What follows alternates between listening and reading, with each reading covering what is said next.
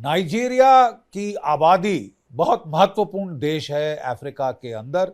इसकी आबादी पूरे अफ्रीका में सबसे ज़्यादा है और जीडीपी की टर्म्स में ये देश चौथे नंबर पे आता है। बड़ा बड़ा देश है अफ्रीका का।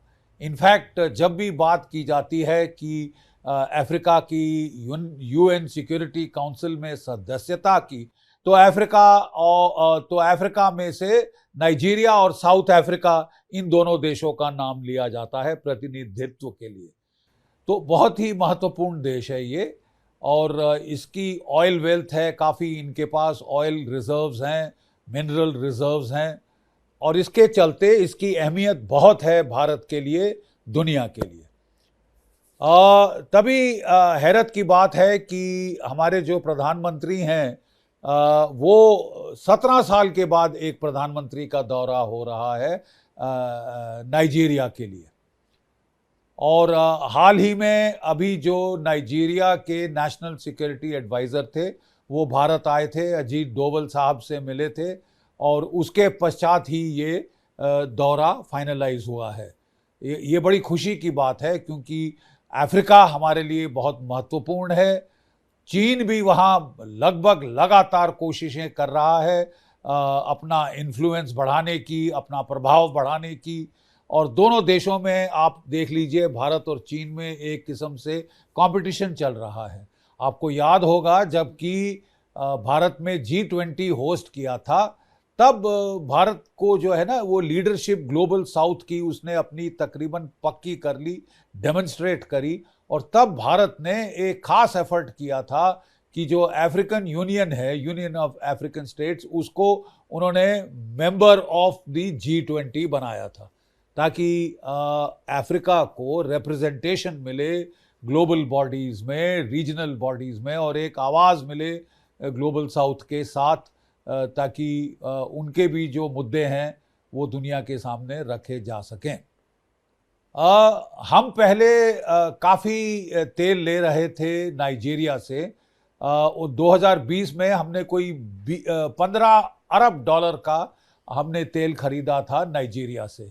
अब ये जो है ये अमाउंट काफ़ी घट गई है, अब 7.9 डॉलर पे आ गया है। हमारा ऑयल इंपोर्ट गिर गया है क्योंकि हमको इकोनॉमिक रीज़न से रूस से ज़्यादा तेल खरीदना पड़ा क्योंकि वो हमको सस्ते में मिल रहा था। और नाइजीरिया भी हमारा काफ़ी जो है चावल खरीद रहा था, लेकिन फिर नाइजीरिया ने राइस इंपोर्ट पर बैन लगा दिया है डोमेस्टिक रीजंस के लिए। तो एक ज़रूरत है कि हम फिर अपनी जो रिलेशनशिप के में थोड़ा नया प्राण फूकें, नए प्राण सींचें, और अपनी जो trade relationship, commercial relationship, cultural relationship, military to military relationship को बढ़ावा दें। कोई 200 भारतीय कंपनियां वो नाइजीरिया में काम कर रही हैं और बहुत स्कोप है हमारा ट्रेड इंक्रीज करने के लिए। खासकर भारत जो अपने इंजीनियरिंग गुड्स के एक्सपोर्ट, जो फार्मास्यूटिकल्स के एक्सपोर्ट, वो बहुत बढ़ा सकता है। याद रहे हमारे फार्मास्यूटिकल सबसे सस्ते हैं, हमारी दवाइयाँ दुनिया भर में सबसे सस्ती हैं। अमेरिका की कंपनियाँ, यूरोप की कंपनियाँ और चीनी कंपनियाँ भी बहुत बड़े महंगे दामों पे प्राण जो कि रक्षा करने वाली दवाइयाँ हैं वो बेचते हैं, मुनाफा कमाने की कोशिश करते हैं। लेकिन एक भारत ही है जिसने कोविड के दौरान फ्री में कोविड के जो हैं इंजेक्शन वो सब हमने बांटे थे दुनिया भर में, और ख़ासकर थर्ड वर्ल्ड कंट्रीज़ में बांटे थे, अफ्रीका में भी बहुत सारे बांटे थे। नाइजीरिया एक कॉमनवेल्थ की स्टेट है, तो शुरू से ही हमारे जो मिलिट्री टू मिलिट्री रिलेशंस हैं इंडिया और नाइजीरिया में वो बहुत ही आला दर्जे के रहे हैं। आज़ादी के बाद जैसे ही नाइजीरिया को भी आज़ादी मिली, तब से वो अपने कैडेट्स जो हैं वो national defence academy Pune Khadakwasla में और इंडियन मिलिट्री एकेडमी देहरादून में बेसिक ट्रेनिंग के लिए लगातार भेजते रहे हैं। और इसके अलावा वो जो उनके जो मिडिल टायर ऑफिसर्स हैं, मेजर्स वगैरह, वो लोग आते रहे हैं हमारे defence services staff college Wellington में ट्रेनिंग के लिए, और उनके जो सीनियर ऑफिसर्स हैं, ब्रिगेडियर जनरल, वो आते रहे हैं नेशनल डिफेंस कॉलेज दिल्ली में, जो कि हमारी हाईएस्ट सीट ऑफ लर्निंग है। इनफैक्ट जब मैं नेशनल डिफेंस कॉलेज में पोस्टेड था, तब उनके नाइजीरिया के वॉर कॉलेज की एक डेलीगेशन आके कई दिन, एक हफ्ता तकरीबन हमारे साथ रही थी, हमारे इंस्ट्रक्शन के मेथडोलॉजी, तरीके, तौर तरीके समझने सीखने के लिए, और बहुत प्रभावित होकर गए थे। और तब उन्होंने न्योता दिया था हमारे कमांडेंट को और मुझे, और फिर हम लोग नाइजीरिया के वॉर कॉलेज में गए थे उनकी वॉर गेम्स अटेंड करने। नाइजीरिया का वॉर कॉलेज अबूजा में लोकेटेड है, जो उनकी राजधानी है। अबूजा बिल्कुल चंडीगढ़ जैसी लगती है, बिल्कुल ब्रांड न्यू, स्पार्कलिंग क्लीन, बहुत ही इम्प्रेसिव एक राजधानी, नई राजधानी ये जो नाइजीरिया ने अपने लिए बनाई है। पहले लागोस होती थी, अब वो उसको अंदर ले गए हैं और ब्रांड न्यू कैपिटल वहाँ पे बनी है। तो हमारे मिलिट्री टू मिलिट्री जो कॉन्ट्रैक्ट्स हैं वो हमेशा बहुत आला दर्जे के रहे हैं। और मैंने बताया कि बहुत सारे जो इंडिया में ट्रेंड ऑफिसर्स थे नाइजीरिया के, बाद में वो जनरल की रैंक और बड़ी सीनियर रैंक्स पे पहुंच गए नाइजीरिया में। और जब नाइजीरिया में कूज होने शुरू हुए थे, तब तो वो गवर्नर्स और बड़े सीनियर मतलब प्रेसिडेंट्स, प्राइम मिनिस्टर्स भी बन रहे थे नाइजीरिया के अंदर। तो तब उन्होंने बड़ी कोशिश की थी, क्योंकि वो बहुत वो उनमें एक आदर का भाव था भारत के प्रति और दोस्ती का भाव था भारत के प्रति। मुझे याद है वो मुझे बता रहे थे कि जब नाइजीरिया अपने रेलवे सिस्टम को एक्सपैंड करना चाहता था, तो उन्होंने पहला ऑफर भारत को दिया, क्योंकि भारत का भी बहुत बड़ा सेकेंड लार्जेस्ट रेलवे सिस्टम है इन दी वर्ल्ड।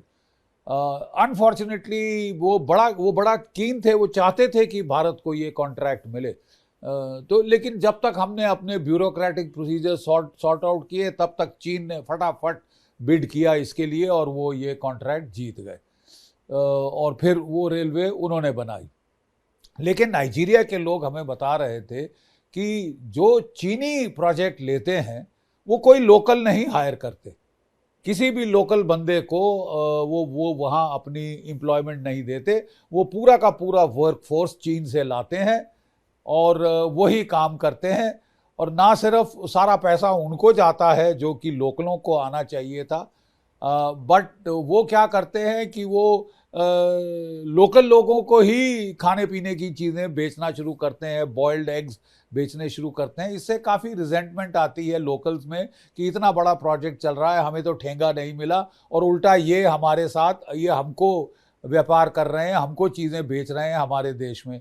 तो थोड़ी रिजेंटमेंट है, इसलिए वो प्रेफर करते हैं कि इंडियन कंपनीज जाके वहाँ पे काम करें, और इसका हमको पूरा फ़ायदा उठाना चाहिए।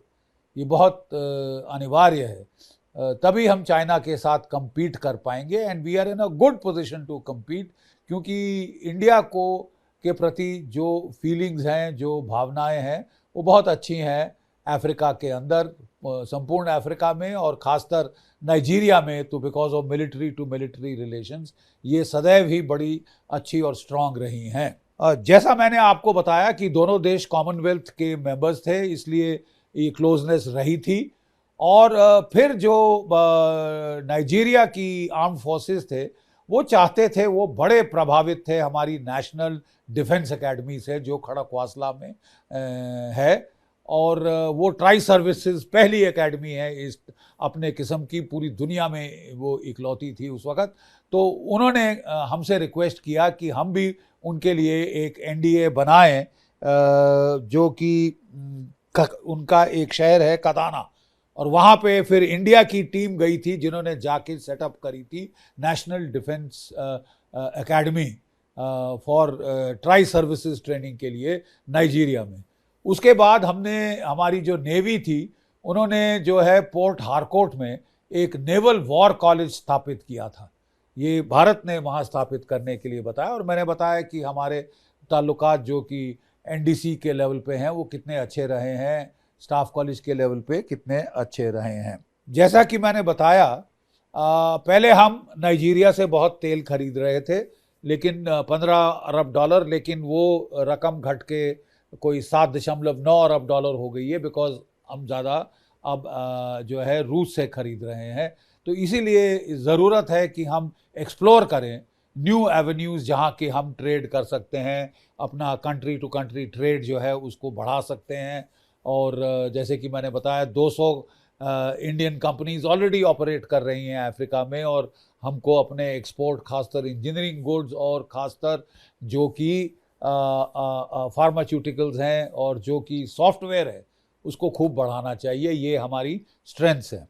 कोई 27 अरब डॉलर की इन्वेस्टमेंट भारत जो है भारत ने वहाँ पे नाइजीरिया में की है, इसको भी बढ़ाने की ज़रूरत है। नाइजीरिया के ऑफिसर्स तो बड़े गर्व से कहते हैं I was trained by the Indians. और खासकर जब से हमारी जीत हुई, शानदार फतेह हुई पाकिस्तान के बरखिलाफ 1971 के युद्ध में, तब से तो जो स्टॉक है इंडियन मिलिट्री का वो पूरी दुनिया में और खासकर अफ्रीका में तो बहुत ऊंचा चला गया है। और जो भी अफ्रीकन देश में आप जाओ, वहाँ के जो अफसर हैं वो बड़े गर्व से कहते हैं I was trained in India. यानी वो बहुत कदर करते हैं इंडिया की एज अ मिलिट्री पावर, और हमारे से वो बहुत सीख के जाते हैं। और इसको हमको और बढ़ावा देना चाहिए, इसको और सॉलिडिफाई करना चाहिए, ये बेसिस फॉर रिलेशनशिप। हैरत की बात है कि 17 साल हो गए हैं और प्राइम मिनिस्टीरियल विजिट के, और खुशी की बात है कि नरेंद्र मोदी जी अब 17 साल के बाद ये टेकअप कर रहे हैं। ये जो गैप जो आ गया था इसको वो कवर कर रहे हैं। और मुझे पूर्ण विश्वास है कि भारत और नाइजीरिया के रिश्ते दिन ब दिन राज चौनी जो है वो राज चौगनी वो तरक्की करेंगे और उनको बढ़ावा मिलेगा, खासकर हमारे प्रधानमंत्री के इस विजिट से।